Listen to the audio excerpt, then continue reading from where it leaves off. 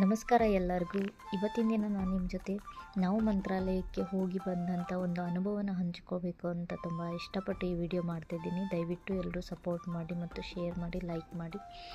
ಮತ್ತು ನಿಮಗೇನಾದರೂ ಅನುಮಾನಗಳಿದ್ದರೆ ಅಥವಾ ಏನಾದರೂ ಕೇಳೋದಿದ್ದರೆ ಕಮೆಂಟ್ ಬಾಕ್ಸಲ್ಲಿ ನೀವು ಕೇಳಬಹುದು. ನಾವು ಮಂತ್ರಾಲಯಕ್ಕೆ ಎಲ್ಲರೂ ಅಂದ್ಕೊಳ್ಳೋ ಹಾಗೆ ಹೋಗಬೇಕು ಅಂತ ಈಗ ಒಂದು 2-3 ವರ್ಷದಿಂದ ನಾನು ತುಂಬಾ ಆಸೆ ಪಟ್ಟಿದ್ದೆ. ಆದರೆ ಹೋಗೋಕ್ಕಾಗ್ತಿರ್ಲಿಲ್ಲ, ಏನೇನೋ ಸಮಸ್ಯೆ ಬರೋದು. ಈ ಸಲ ರಾಯರು ನಮ್ಮನ್ನು ಈ ವರ್ಷದ ಮೊದಲನೇ ಅಂದರೆ 1ನೇ ತಾರೀಕು ಜನವರಿ 1 ಗುರುವಾರದ ದಿನವೇ ರಾಯರು ನಮ್ಮನ್ನು ಅಲ್ಲಿಗೆ ಕರೆಸ್ಕೊಂಡು ನಾವು ಹೋಗಿ ದೇವರ ಸೇವೆಯನ್ನು ಮಾಡಿ ದೇವರ ಒಂದು ಸೇವಾ ಟಿಕೆಟ್ ತೊಗೊಂಡಿದ್ವಿ. ಹಾಗೆ ಈ ರಾಯರ ಒಂದು ದೇವರು ಅನ್ನೋಕೆ ಇಷ್ಟಪಡ್ತೀನಿ. ಯಾಕಂದರೆ ರಾಯರು ನನಗೆ ಅಷ್ಟು ಇಷ್ಟವಾದ ದೇವರು.